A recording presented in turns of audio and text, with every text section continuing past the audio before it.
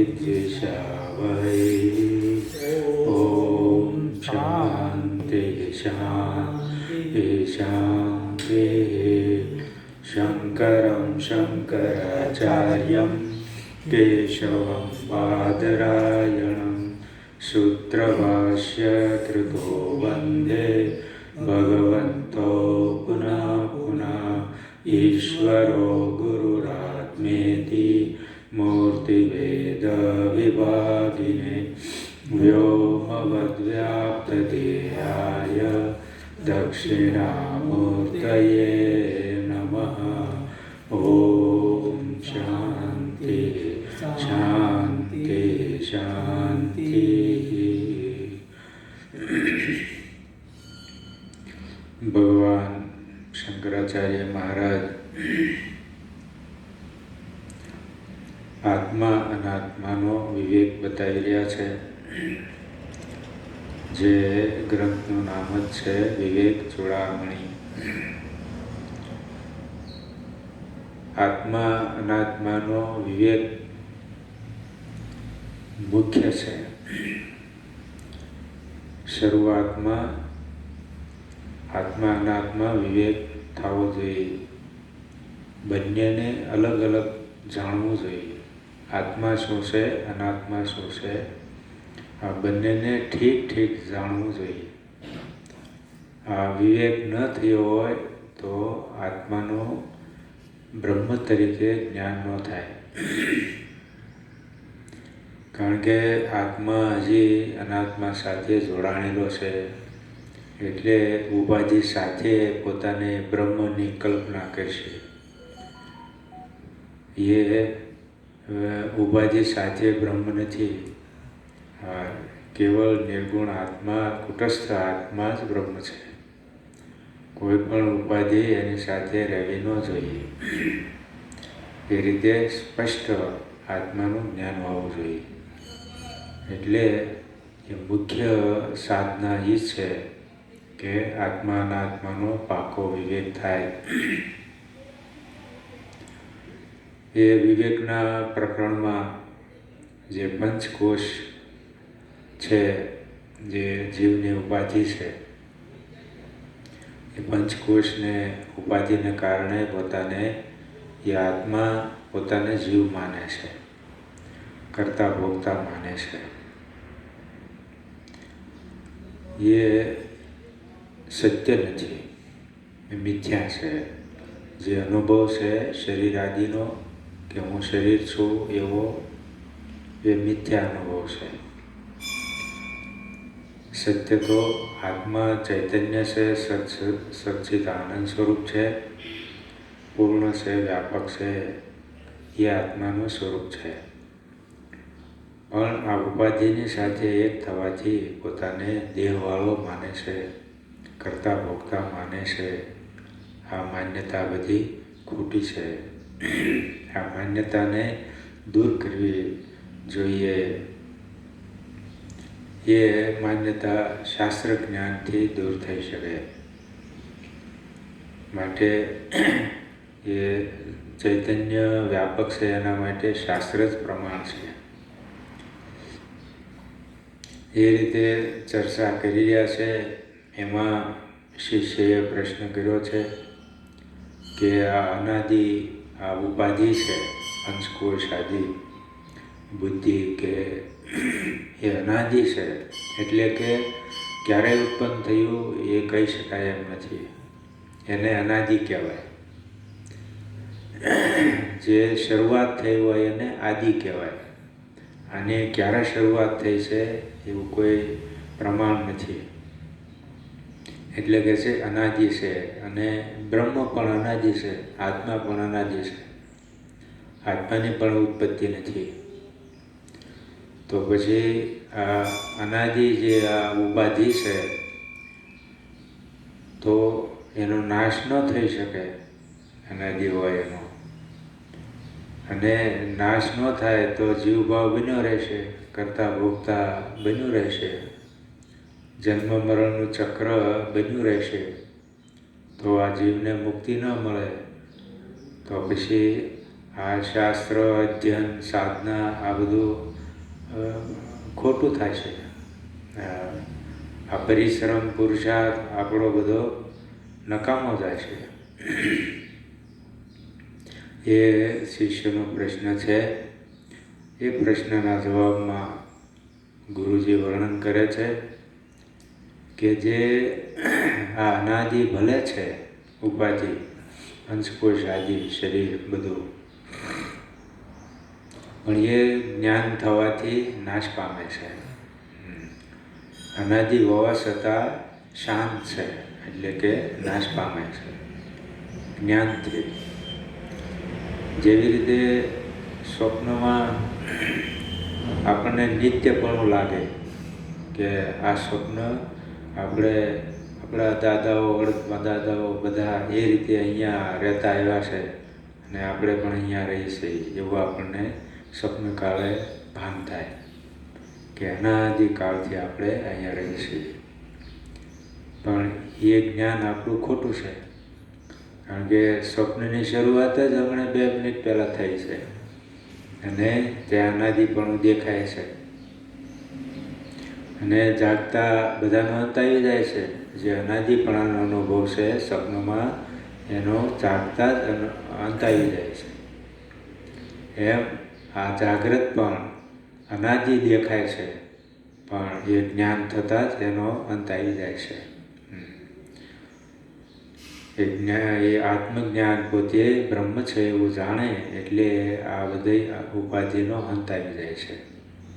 માટે કે છે આ ભ્રાંતિ કલ્પના છે બધી, કે અનાદિપણું કે મારો અનાદિકાળથી આ સૃષ્ટિમાં જીવભાવ છે, આ બધું આપણે માનીએ છીએ, એ ભ્રાંતિ છે. અજ્ઞાનના કારણે માનીએ છીએ. એ ગુરુજી ઉપદેશ આપે છે કે આ ઉપાધિ અનાદિ હોવા છતાં પણ શાંત થઈ જાય છે, નાશ પામી જાય છે. એટલે આપણો જે પુરુષાર્થ છે એ નિષ્ફળ નથી, એ સફળ છે. જીવને મુક્તિ મળે છે, એ બંધનમાં જ રહે છે એવું નથી. અને એ તત્વનું વર્ણન કરે છે કે આ અસંગ છે તત્વ, આ ઉપાધિ સાથે લેવાતો નથી, ઉપાધિ સાથે ભળી નથી જતો, અને નિષ્ક્રિય છે એટલે કરતા નથી, ભોગતા નથી, અને આકૃતિ રહિત છે એમ કે છે. એ તો જેમ આકાશમાં નીલપણું દેખાય, લીલાપણું દેખાય, કાળાપણું દેખાય, એ બધું ઉપાધિ છે. આકાશ કાંઈ કાળું નથી. એવી રીતે આ જીવ જાણે જીવભાવ દેખાઈ રહ્યો છે, પણ જીવભાવ થઈ નથી ગયો, જીવ બની નથી ગયો, એ દેખાઈ રહ્યો છે ખાલી. એ ઉપદેશ આપવાની શરૂઆત કરી છે. જેને આત્મજ્ઞાન કહેવાય, આત્મ સ્વરૂપનું નિરૂપણ કરે તો એ આત્મજ્ઞાન છે. આપણું વાસ્તવિક સ્વરૂપનું જ્ઞાન છે. એ મારું વાસ્તવિક સ્વરૂપ આવું સર્વવ્યાપક પૂર્ણ બ્રહ્મ, એ મારું વાસ્તવિક સ્વરૂપ છે. આ વાસ્તવિક સ્વરૂપ નથી, પણ અત્યારે આપણે આને વાસ્તવિક માનીએ છીએ. આ સત્ય છે એવું માનીએ છીએ. એ માન્યતા આપણી સ્વપ્નવત છે. સ્વપ્નમાં પણ આપણે એ શરીરને નિત્ય માનતા હોઈએ, કે પરંપરાને નિત્ય માનીએ છીએ, પણ એ પરંપરા ખોટી છે. એ રીતે કહે છે, આત્માનું નિરૂપણ કરતાં કહે છે નિર્ગુણ છે, એમાં કોઈ ઉપાધિ ગુણ ક્રિયા એમાં નથી એમ કે છે. જેમ કોઈ વસ્તુનો ગુણ હોય ને, દૂધ હોય તો એનો ગુણ હોય છે, એનો મીઠાશ પણ હોય, એમાં દ્રવ પણ હોય, એમ દહીં હોય તો એનો ગુણ અલગ હોય છે. એવો ગુણ કોઈ આત્મામાં નથી. અને ક્રિયા રહિત અને સર્વની અંદર, પાછો આપણે અંદર જ છે, ક્યાંય બીજે નથી, કે આપણે ક્યાંય જવું પડે એવું નથી. સર્વની અંદર રહેલ છે, અંદર રહેલ છે, અને પાછો પોતાને જાહેર કરે છે, જ્ઞાન સ્વરૂપ છે. પોતાને એકદમ છુપાવીને રાખતો નથી, એની જ્ઞાન સ્વરૂપતા પ્રગટ છે. આત્માની જ્ઞાન સ્વરૂપતા પ્રગટ છે. એટલે એ અને આનંદ સ્વરૂપ છે.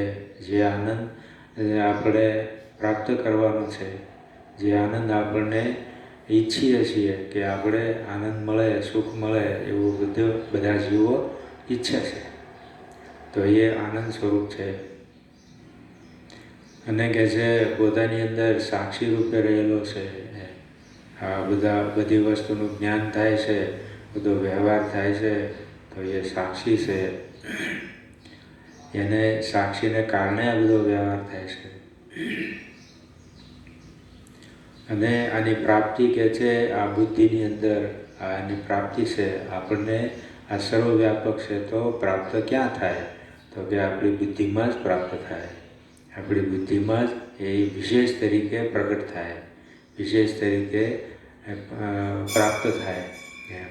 જેમ લાકડામાં અગ્નિ હોય પણ એને જ્યાં સુધી પ્રગટાવે નહીં ત્યાં સુધી એ પ્રગટે નહીં. એ લાકડાને બાળે નહીં અથવા બીજી વસ્તુને બાળે નહીં, પ્રગટ ન હોય ત્યાં સુધી. જ્યારે પ્રગટ થાય ત્યારે એ લાકડા નહીં બાળે, બીજા નહીં બાળે. તો આપણી બુદ્ધિમાં છે પણ પ્રગટ નથી. જ્યારે આ જ્ઞાન પોતે પ્રાપ્ત કરે ત્યારે એ પ્રગટ થાય છે. એટલે એ પ્રાપ્તિ થવાને યોગ્ય થાય. આપણા અનુભવમાં આવે કે હું બ્રહ્મ છું, વ્યાપક છું, પૂર્ણ છું, એવો અનુભવનો વિષય બને તો એને પ્રાપ્ત થયેલો કહેવાય. પ્રાપ્ત જ છે પણ નથી જાણતા ત્યાં સુધી અપ્રાપ્ત છે. જાણીએ ત્યારે પ્રાપ્ત કહેવામાં આવે છે. માટે કહે છે આ જીવભાવ સત્ય નથી. ખરેખર જીવભાવ સત્ય બની નથી ગયો. જીવ જો બની જાય તો પછી એ પાછો પોતાના સ્વરૂપમાં ન આવી શકે. જેમ દૂધમાંથી દહીં બની જાય પછી એ દૂધ ન થઈ શકે, એવો પરિણામ નથી પામી ગયો. એ અહીંયા ખાલી વિવર્ત એને કહેવામાં આવે. એ આત્મા જ રહે અને જીવભાવની અનુભૂતિ થાય. એને વિવર્ત કહે. જેમ દોરડીમાં સર્પ દેખાય તો એ સર્પ વિવર્ત છે, દોરડીનું વિવર્ત છે. દોરડી સર્પ બની નથી ગયું. આ દોરડી જ રહે છે અને સર્પની પ્રતીતિ થાય. એને વિવર્ત કહેવાય. જ્યારે દૂધ છે એમાં પરિવર્તન થઈ જાય.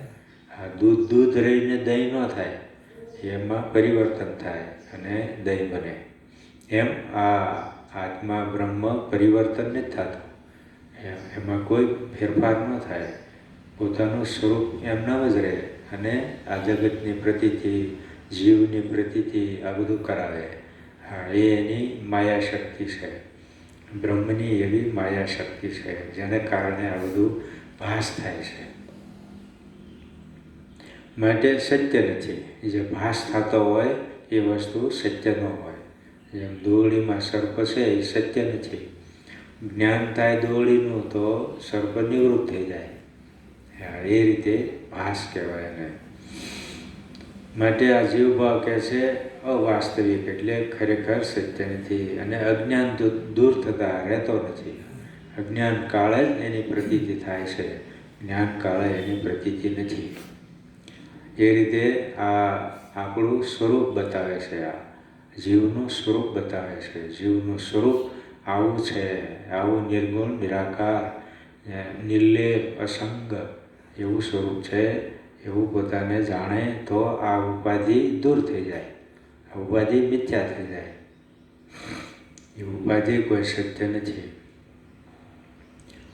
એને ટીકાકાર વિસ્તારથી સમજાવે છે કે શિષ્યને નિસંદેહ કરવાના પ્રયાસ રૂપે પૂર્વેના વિચારનો જ વિસ્તાર કરતા જણાવે છે. આજે પૂર્વે તો આ વિચાર થઈ ગયો. આત્મતત્વ નિરૂપણ તો ઘણી વખત કરતા આવે છે.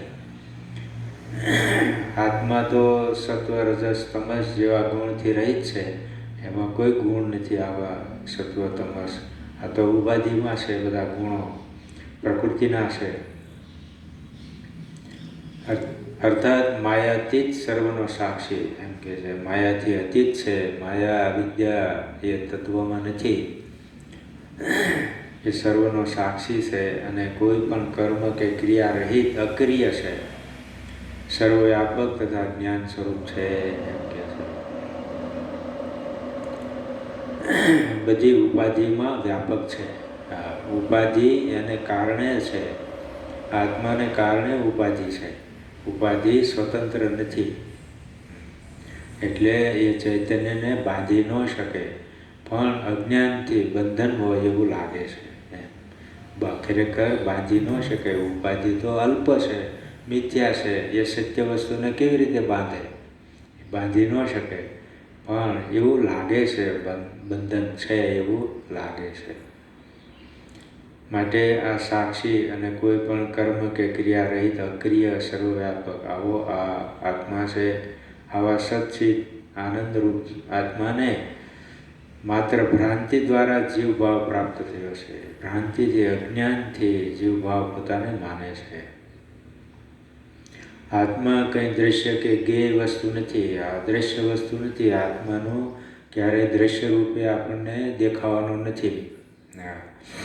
એના માટે પ્રયત્ન નથી કે આત્મા મને દેખાઈ જાય. એની અનુભૂતિ છે. ન દેખાવા છતાં અનુભૂતિ થાય.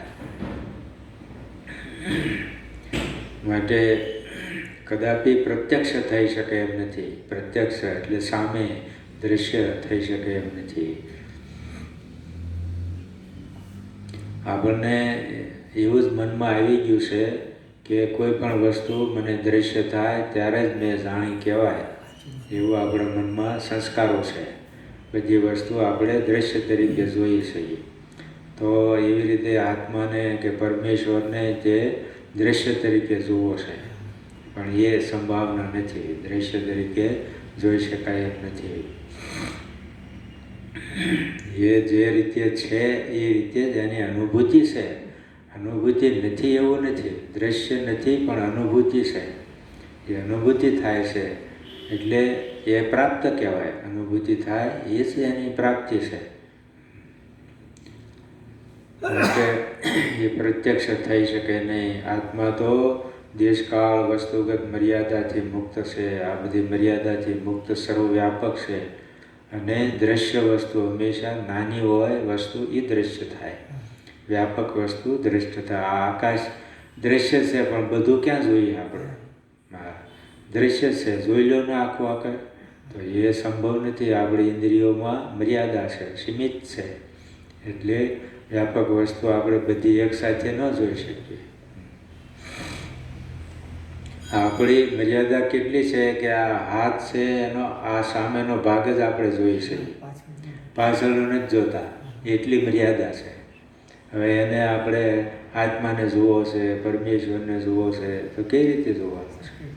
એ આંખનો વિષય નથી, પણ અનુભૂતિનો વિષય છે. એનો અનુભવ થાય છે. મહાપુરુષોને અજ્ઞાન નિવૃત્ત થતાં, જ્ઞાન પ્રાપ્ત થતાં એની અનુભૂતિ કરે છે કે હું જ બ્રહ્મ સ્વરૂપ છું. એ રીતે પોતાના અહમમાં જ એ જોવે છે.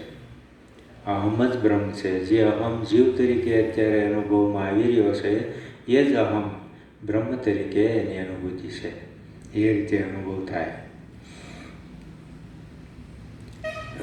માટે આને દેશકાળનું બંધન નથી.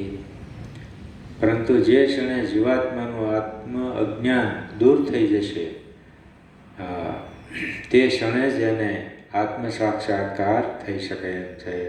અજ્ઞાન દૂર થાય એટલે એ આત્મ સાક્ષાત્કાર થયો કહેવાય.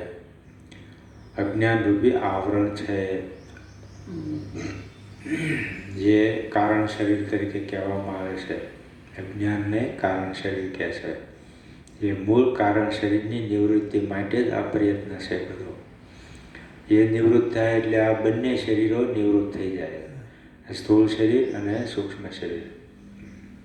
સ્થૂળ શરીર તો આમે નિવૃત્ત થઈ જાય છે કાળા કરીને, પણ સૂક્ષ્મ શરીર રહેશે. એ સૂક્ષ્મ શરીર આ જીવાત્માને બધે ભમાવે છે.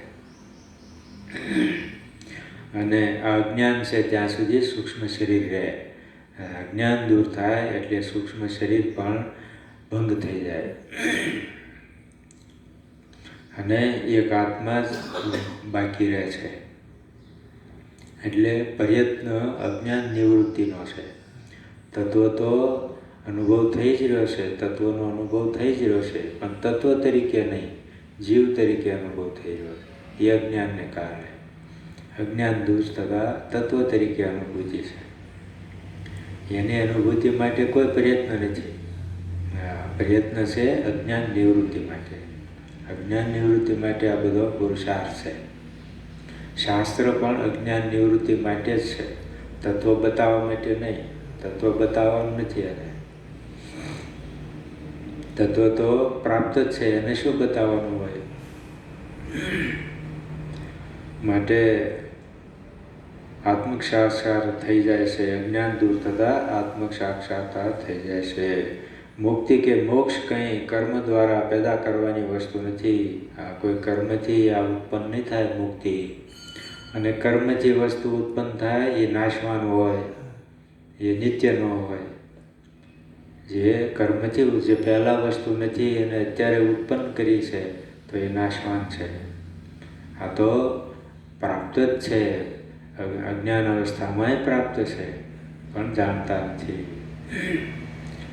એટલે કે છે પ્રાપ્તસ્ય પ્રાપ્તિ એને કહેવાય. જે પ્રાપ્ત જ છે એની જ પ્રાપ્તિ કરવાની છે. તો પ્રાપ્ત જ છે એની પ્રાપ્તિ શું હોય? તો કે પહેલાં જાણતા નહોતા અને હવે જાણીએ છીએ.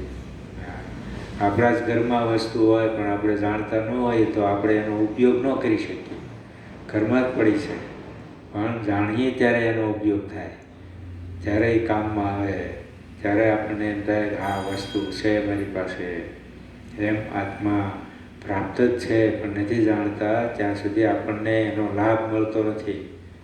આપણે એ પ્રાપ્ત કરવા માટે મથી રહ્યા છીએ, પણ જાણી શકતા નથી. જ્યાં સુધી એનું વિરોધી જ્ઞાન ન આવે ત્યાં સુધી જાણી શકતા નથી.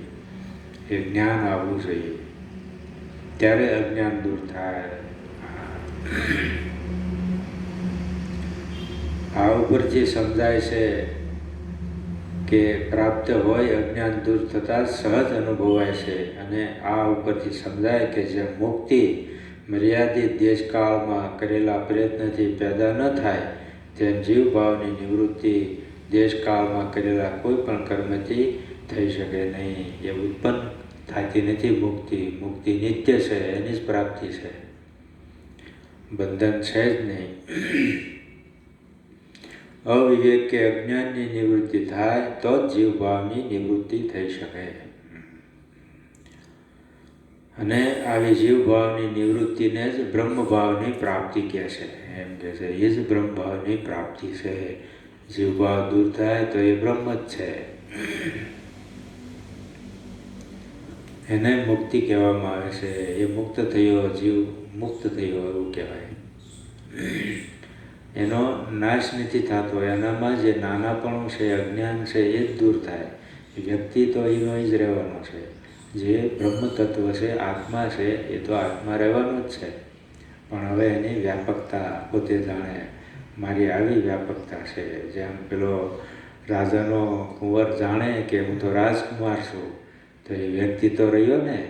જે એનાની અંદર જે નાનાપણું હતું, ભીલપણું હતું, એ દૂર થઈ ગયું. પણ એ રાજકુમાર તો રહેવાનો જ છે. અને આ મારી બધી સત્તા છે, મારું રાજ્ય છે, એમ એ પોતે જાણે છે. એવી રીતે આ જીવાત્મા હું બ્રહ્મ છું, સર્વવ્યાપક છું, નિત્ય છું, અવિનાશી છું, એ રીતે જાણે છે. એને મુક્તિ કહે છે. આમ મોહ, અવિવેક, અજ્ઞાન કે જીવભાવની નિવૃત્તિ જ મોક્ષ કે મુક્તિ છે. આત્મા નથી, જીવ તેથી નથી એને બંધનની ભ્રાંતિ. આત્મા તો દ્રષ્ટા, સાક્ષી, નિર્ગુણ, નિષ્ક્રિય જ્ઞાન સ્વરૂપ છે. એ વાસ્તવિક સત્ય છે, આ હકીકત છે. અને એ અનુભવમાં પણ આવે છે.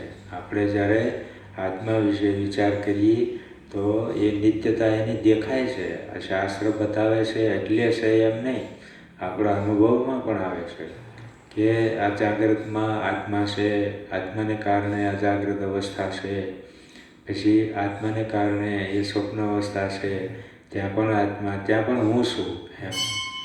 અને સુષુપ્તિમાં પણ હું રહું છું. આ ત્રણેય અવસ્થામાં હું રહું છું, એટલે નિત્ય છે.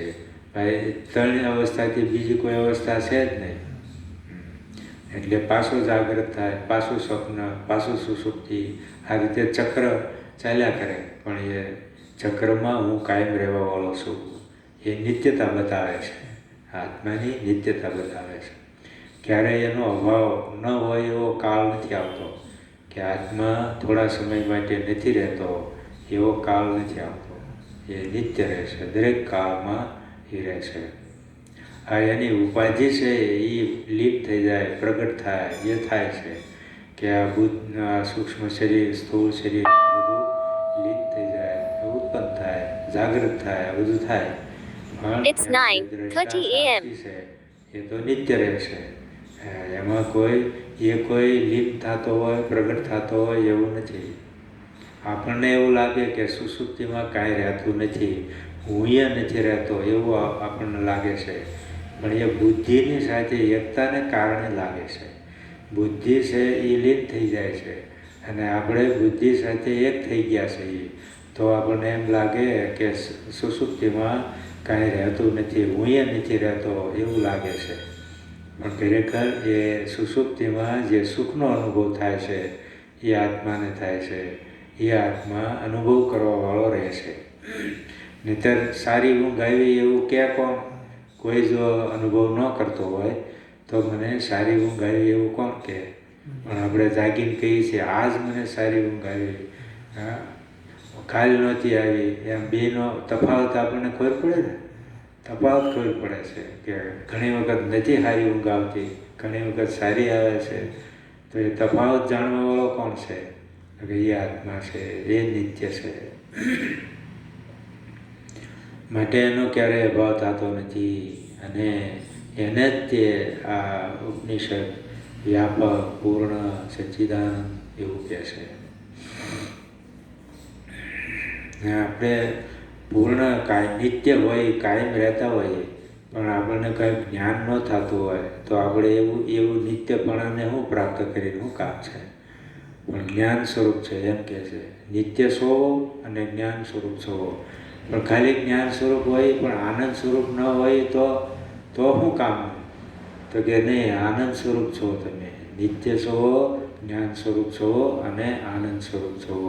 આનાથી બીજી કોઈ વસ્તુ જોતી જ નથી કોઈને. કોઈ જીવને આનાથી વધારે કાંઈ જોતું જ નથી કે હું નિત્ય રહું અને જ્ઞાન સ્વરૂપ રહું, મને બધું જ્ઞાન થાય અને હું આનંદમાં રહું, સુખમાં રહું. આનાથી વિશેષ જીવને શું જોઈશ? કંઈ જોતું નથી. આનાથી વિશેષ કાંઈ છે જ નહીં. એટલે એ વસ્તુ આપણો અનુભવની વસ્તુ છે, એ શ્રુતિ બતાવે છે. આગળ કહે છે કે જ્યાં સુધી આ ભ્રાંતિ રહેશે ત્યાં સુધી જીવભાવ રહેશે.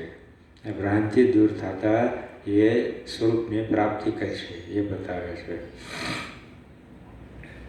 યાવત ભ્રાંતિ તાવત એવ અસ્ય સત્તા મિથ્યાજ્ઞાનોજૃંભિત તસ્ય પ્રમાદાત રજ્વાં સર્પો ભ્રાંતિકાલિન એવ ભ્રાંતેર્નાશે નૈવ સર્પોપી તદ્વત.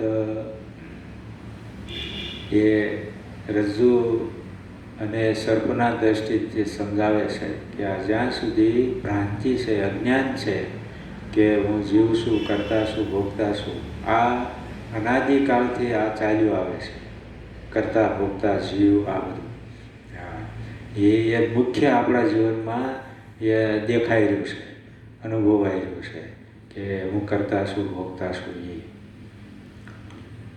એના પહેલાં અકર્તાનો ક્યારેય અનુભવ થયો નથી, અભોગતાનો ક્યારેય અનુભવ નથી થયો. આ જન્મોજન્મથી આવું ચાલતું આવ્યું છે, અનાદિકાળથી. એટલે આપણે કરતા ભોગતા માનની, જીવ માનની એ સ્વાભાવિક છે. એ આપણે સાથે લઈને આવ્યા છે. આ શરીર આવ્યું ત્યારે એ બધું સાથે આવ્યું છે. આ જન્મ થયા પછી નથી આવ્યું. કે શરીર પ્રાપ્ત થયું પછી અજ્ઞાન આવ્યું એમ નથી. આ અનાદિકાળથી આવે છે અને એના સંસ્કારો એવા દૃઢ છે એમ કહે છે. એટલે કે છે આ ભ્રાંતિ છે, જે આપણું આવું માનવું છે એ ભ્રાંતિ છે. એટલે કે યાવત ભ્રાંતિ તાવત એવ સત્તા. આ ભ્રાંતિની સત્તા ક્યાં સુધી છે કે જ્યાં સુધી આપણે એ તત્વને ન જાણીએ ત્યાં સુધી આ ભ્રાંતિની સત્તા રહે. કોઈ પણ વસ્તુ વિશે આપણને ખોટું જ્ઞાન હોય તો એ જ્ઞાનને આપણે સુધારીએ નહીં, બરાબર પાકું જાણીએ નહીં ત્યાં સુધી ખોટું જ્ઞાન રહે. અત્યાર સુધી આપણે માનતા હતા કે આ પૃથ્વી છે એ સ્થિર છે અને સૂર્ય છે એ ચાલે છે, એવું આપણે અત્યાર સુધી માનતા હતા કરોડો વર્ષથી. હવે ખબર પડી કે સૂર્ય છે એ નથી ચાલતો, પૃથ્વી ચાલે છે. પણ પૃથ્વી ઉપર આપણે રહીએ એટલે આપણને સૂર્ય ચાલતો એવું લાગે. કેમ આપણે નાવડીમાં બેઠા હોઈએ તો કાંઠાના વૃક્ષો ચાલતા હોય એવું લાગે, પણ એ કાંઠાના વૃક્ષો નથી ચાલતા, આપણી નાવડી ચાલે છે. એ આપણને એ ભ્રાંતિ કહેવાય, એને ભ્રાંતિ છે. એવી રીતે અહીંયા આ ભ્રાંતિ છે એમ કે છે. જ્યાં સુધી આપણને એ વાસ્તવિકતાનું જ્ઞાન ન થાય ત્યાં સુધી આપણે ભ્રાંતિમાં જીવતા હોઈએ. આ સ્વપ્નમાં આપણે નહીં કેટલો કાળ વયો જાય ભ્રાંતિમાં, ત્યાં દુઃખી થતા હોય, બધું થાય, પણ ક્યાં સુધી? જ્યાં સુધી જાગે નહીં ત્યાં સુધી. જાગે ત્યારે એ બધાનો અંત આવી જાય. ગમે એવું દુઃખ હોય એનો અંત આવી જાય. લેણું થઈ ગયેલું હોય એ વખતે તો પણ એનો અંત આવી જાય, એ બધું ચૂકવાઈ જાય.